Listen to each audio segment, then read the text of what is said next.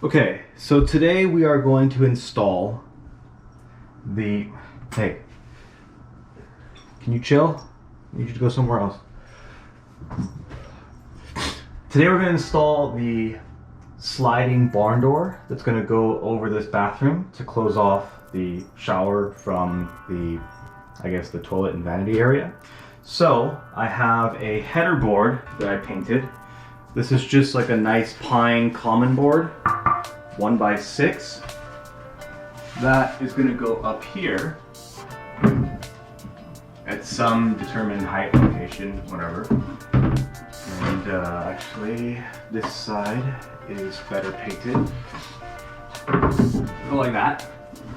And then the railing and the door are going to go on top of it. So the important part about this is the height of the railing, so that you get about maybe a quarter to a half inch of clearance on the bottom of the door, so when it slides there's no impedance, and there's enough room for the little T to the guide rail essentially at the bottom to keep the door from flopping around. So I'm going to bring the door up here. We're going to prop it up. I'll figure out at what height the railing needs to be, which will determine the height that the header board needs to be. So let me get the door.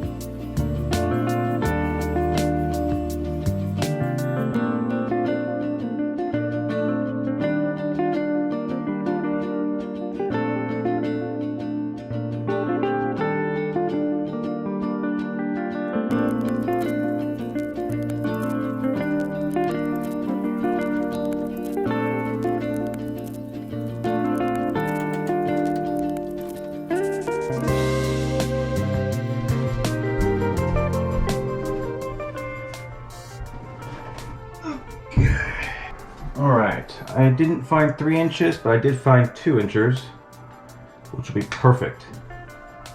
If you look at how far it's going to go through, ½ inch of drywall, make contact with our header.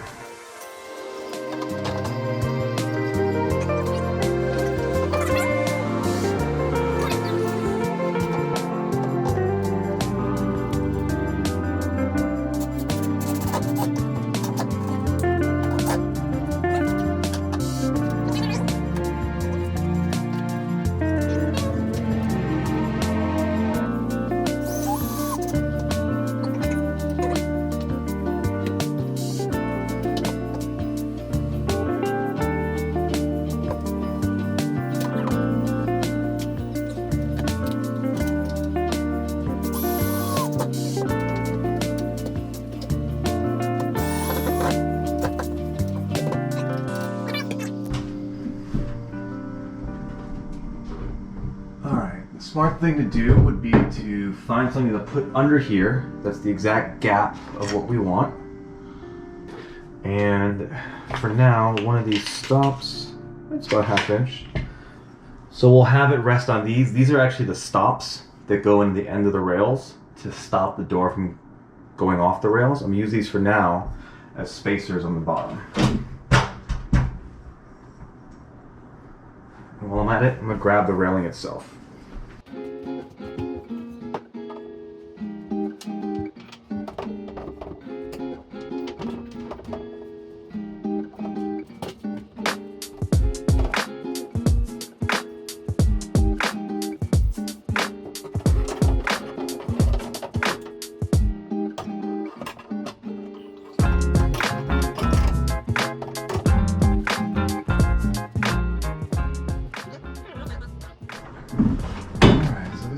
right at the bottom.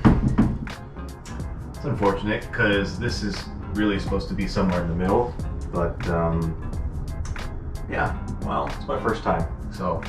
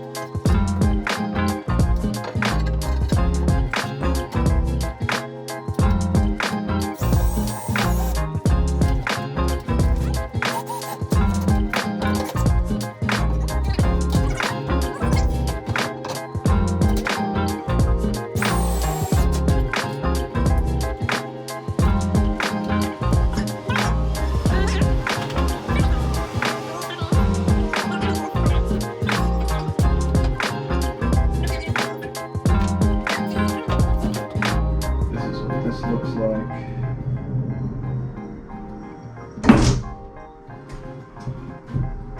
Yeah.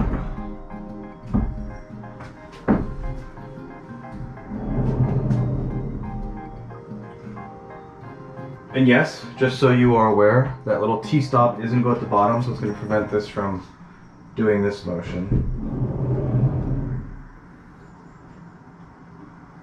So let me grab the correct Allen key to install this. Okay, got the right Allen key. I can't tell you what it is because it just comes from a bag. Hopefully you have a bag that works for you.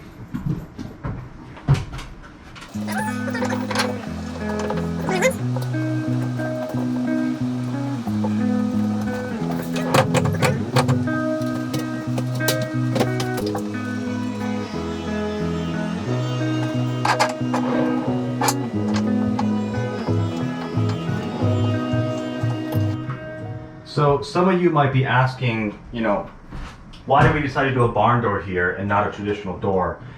And that's because there just wasn't a whole lot of space in terms of width for a traditional door. So the opening we have here is 27, right? So take away the drywall, that's 28 inches, which means if you have a 28-inch rough open, you're probably gonna have to do a 26-inch door or a pocket door.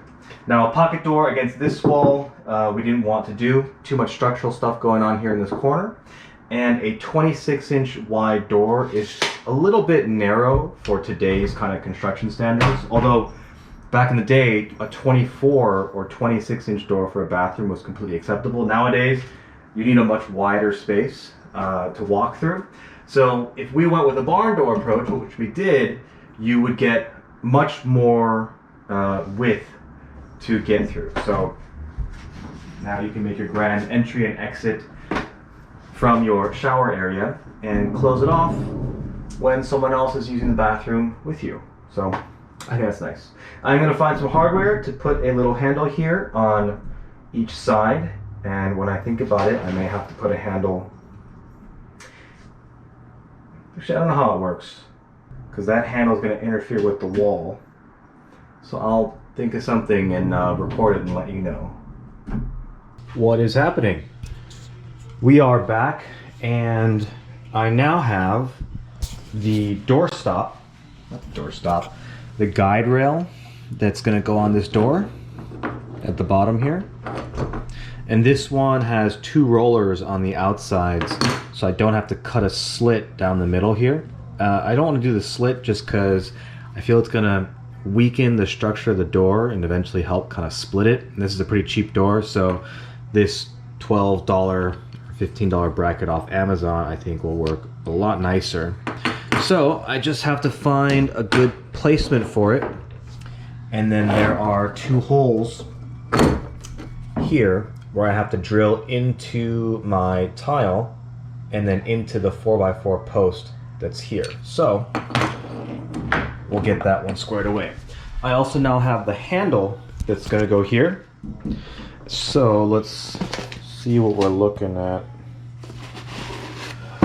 Now, one of the problems of COVID is you just buy things online, and I think I bought a door handle that's a little bit excessively large for this space. I probably should have measured. It definitely said 12 inches on the label. Ugh.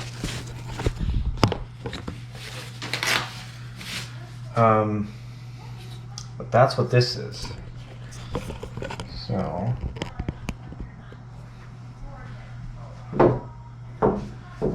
yeah. So I need some drill bits that are this size. I probably get my laser level to make sure I'm straight. Some measuring tape, some extra drill bits for what happens down there. Actually, this right here probably isn't going to be good enough. These won't be long enough to go through the bracket, through the tile, through the drywall, to the actual stud. So I'm probably going to use 3-inch screws in place of these black, what looks like 1 3/4 or 1.5 inch screws.